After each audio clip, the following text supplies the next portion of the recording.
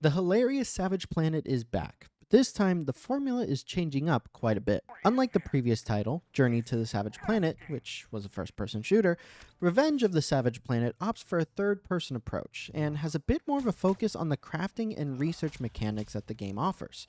It's an interesting time, and the world is gorgeous, but it does show some limitations on the Steam Deck. So in this video, we'll be going over Revenge of the Savage Planet's performance on the Steam Deck, our recommended settings, and whether or not we think you should be playing it on the go. If you want to see more videos like this, hit that like and subscribe button, and hit the notification bell to be notified as soon as our next video goes live. The game is also recorded on the Steam Deck directly, so the performance you get may be slightly better than what you're going to be seeing in this video. A copy of the game was also provided to us by Raccoon Logic Studios for review. You can also check out our full written review of Revenge of the Savage Planet on our website. Link is in the description below. Revenge of the Savage Planet starts us off right with some good controller support for gameplay in the menus, as well as 1280 by 800 resolution support.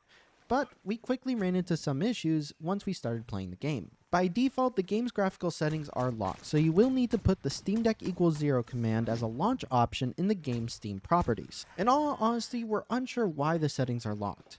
The game's default is just completely unplayable on the Steam Deck, so there isn't some sort of developer recommended preset for the Steam Deck that works. However, even with lowered settings, the game is very taxing on the Steam Deck's GPU, and we found that the only way to run the game at a playable frame rate and with somewhat okay image quality was to reduce all settings to low and then run with Intel XeSS upscaling on ultra performance. The game does have FSR support, but it felt like XeSS gave a superior image quality when both were set to ultra performance. We're also locking the game to 30 frames per second with the SteamOS frame limiter, since we can't really hit stable frame rates above that. With these settings, we can get a mostly stable 30 frames per second, although we will get the occasional stutters and some areas will drop to the low to mid 20s, but we found the experience to be playable. The game seems to render a very large area on each of these worlds, so it's very possible that this is what's driving down performance. Power draw varies between 15 watts to 20 watts, and temperatures also vary between 60 degrees Celsius and 70 degrees Celsius. You can expect to get around 2.5 to 3 hours of battery life on the Steam Deck OLED and around 1.5 to 2 hours of battery life on the Steam Deck LCD. As for accessibility, Revenge of the Savage Planet doesn't have a lot of options, but there are some that can assist with aiming. You can enable vibration and motion blur, which are technically classified as accessibility features.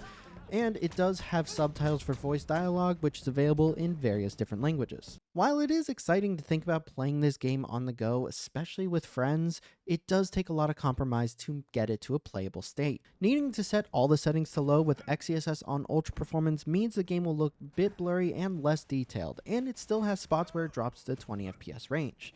It isn't ideal, but technically it is playable, but the compromises just feel too much at times. Revenge of the Savage Planet can be wishlisted ahead of its May 8th release date on Steam.